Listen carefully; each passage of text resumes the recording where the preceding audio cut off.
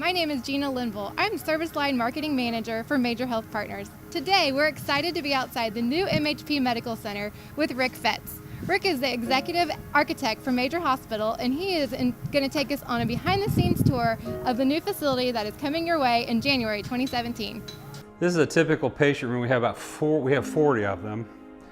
There's 6 of them that are dedicated to ICU patients. Same size, doors are a little bit bigger. Our existing patient room and toilet are 140 square feet. This one's 275, and we were able to accomplish 3 things. I'm kind of standing where the bed would be, looking at where a nice large screen TV would be, but it allows the caregiver to stand out in the hallway and see my face, where Gina is, and so they don't have to come into the room unless, you know, they can just kind of just look at you and see how you're doing.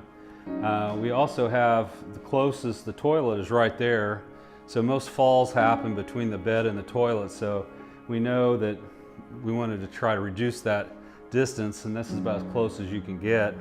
Third, we want to have a nice family area, and the family area is this triangular shaped piece so that the family member can actually sit next to their loved one and watch TV together.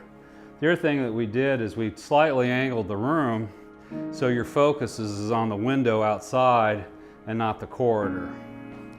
And not to leave anyone out, we have this really terrific nurse work area that has sinks, high work counter. Today we have cabinets that are sitting out in the hallway. We're going to put them in here for soiled linens and trash. We have this rail system that we're playing with right now that we can adjust things, put them anywhere we want to, so if they want to rearrange things, they can.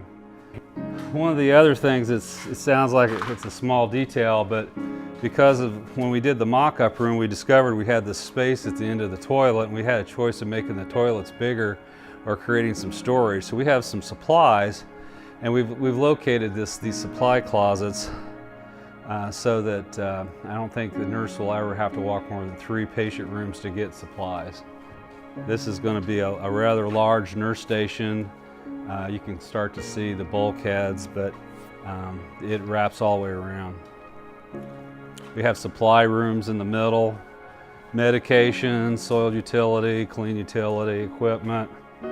But it's going to be a very nice space. And I'm going to take you to 2 specialized spaces between. This large open space right here is physical therapy, and it has glass walls. It goes right through to the other quarter on the back side of the racetrack plan, and so inpatient physical therapy will be done in the patient room, or they will just be able to come right here and have it done. They won't have to go on an elevator ride, or this would be very convenient for them.